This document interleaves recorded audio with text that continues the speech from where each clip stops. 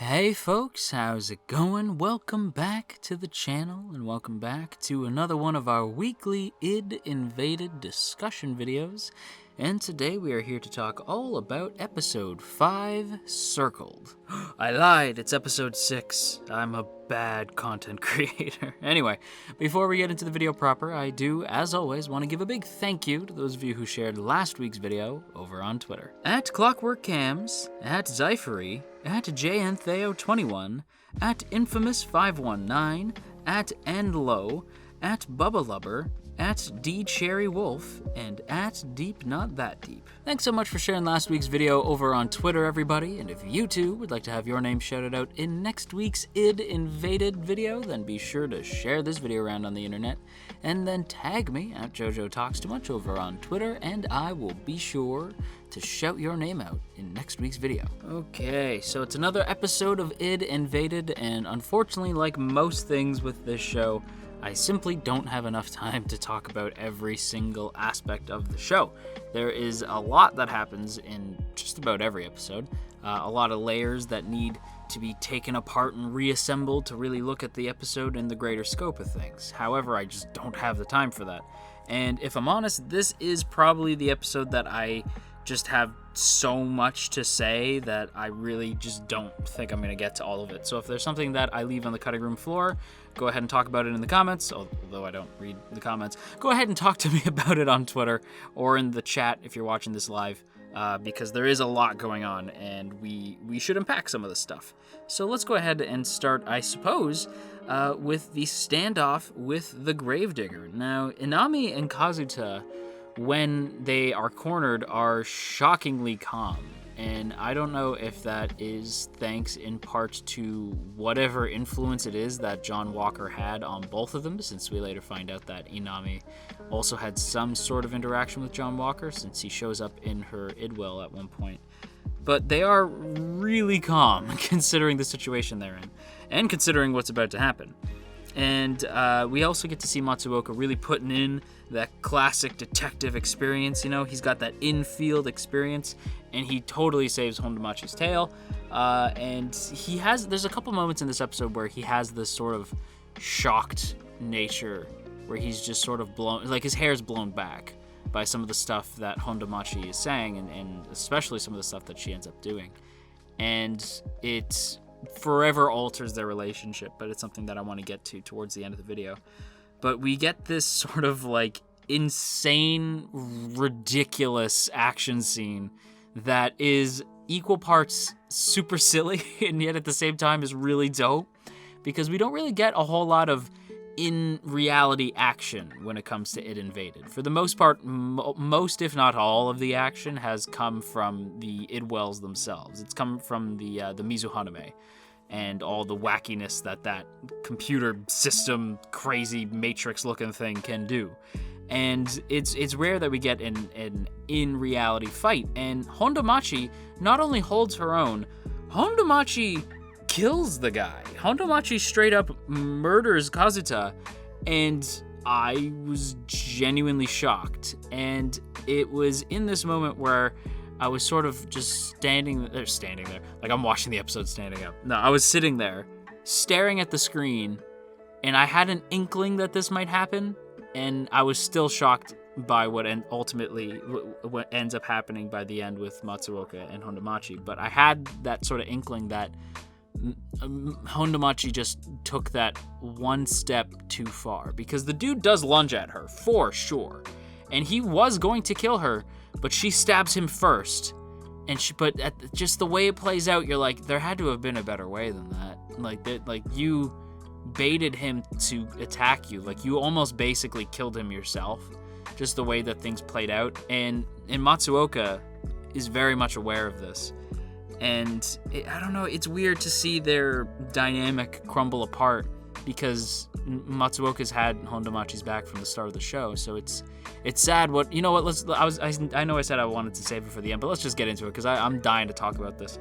The end of the episode is Matsuoka recommending Hondamachi to become the next brilliant detective, to become the next detective who dives into a serial killer's Idwell.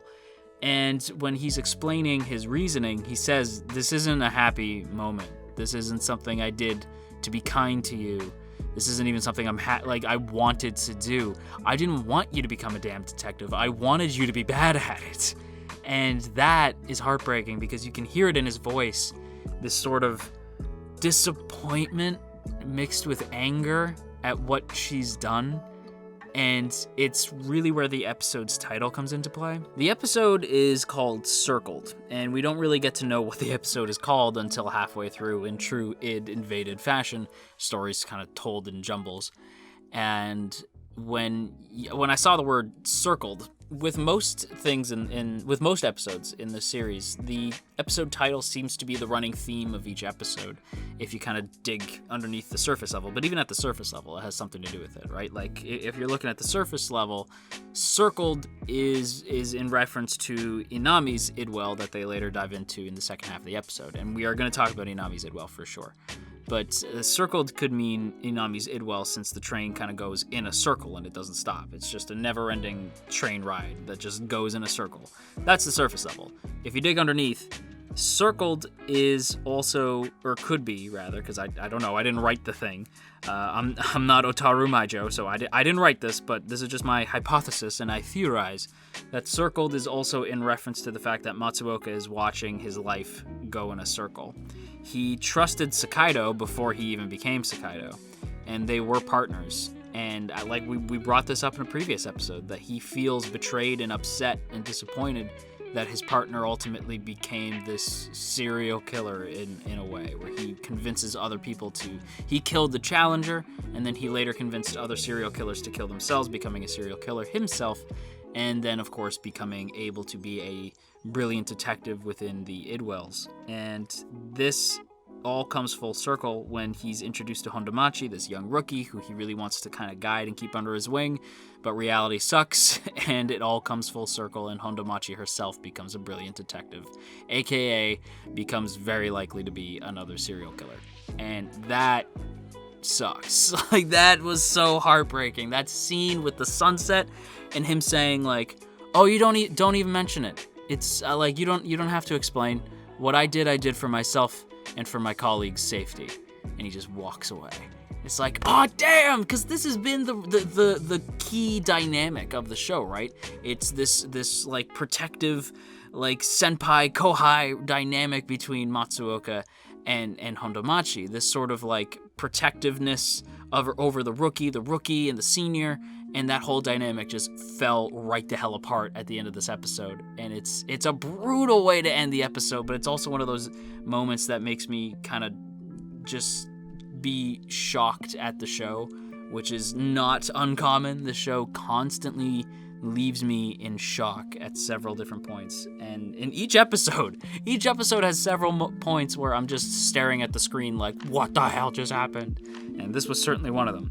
But it's not the only thing about the show that I wanted to talk about this week, because I also wanted to mention both Kazuta's Idwell and, more importantly, Inami's Idwell, which was kind of a surprise.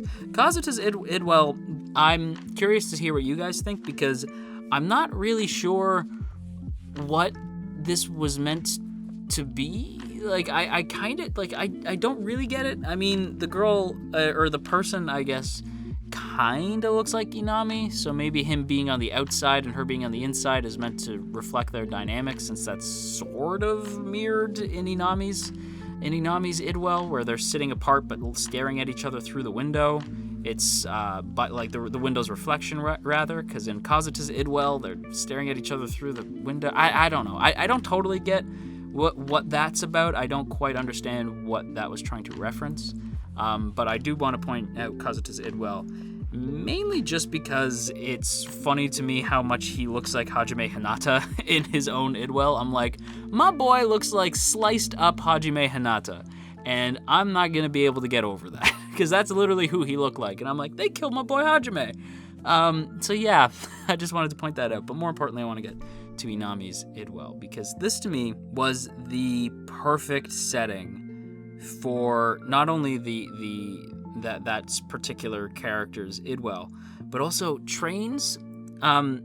without without really meaning to be funny, but also meaning to be funny and referencing a fun little series on YouTube, I like trains. I just do. All good series have some form of train sequence. I don't know why. It's just a thing that I have noticed over time. Much like how John Walker seemingly appears in many serial killers' minds, train sequences just tend to be in great series. I do not know why this is, but nevertheless, it is what it is. And the train setting is perfect, right? Because it's this sort of... There's something about a train that's almost melancholic, right? You're watching the world pass you by while you sit inside this steel cylinder going at like several different miles a minute, flying through the world, as all you can do is stare out the window and watch it pass you by. There's something about trains that just... I love them. Like, I love them as a setting.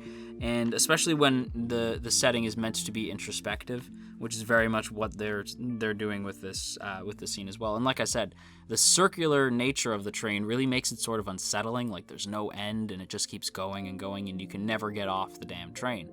And I just thought that was like really, really interesting. And like I said, it really fits in with the theme. Everything is looping in this episode. Matsuoka and Hondomachi's relationship, and in the surface level sense, the train itself will not stop looping, and you can never get off. And this is probably, and this might be a controversial opinion, this is probably my favorite Idwell that we have seen. Even though it totally lacks mystery, and we have seen some spectacular Idwells so far. We've seen like the Idwell that's all like fallen apart and floating in like white space. We've seen like the dope sniper one. We've seen like the burning building one. Like we've seen tons of really cool Idwells, but there's something about Inami's train that the fact that it never stops. You can see people outside of the train, but they're the people who have died because of what Inami has done, and you very briefly see John Walker sort of watching creepily from inside these trees as the train passes him by. And he's just watching the train spin around in circles. And there's something about it that's haunting.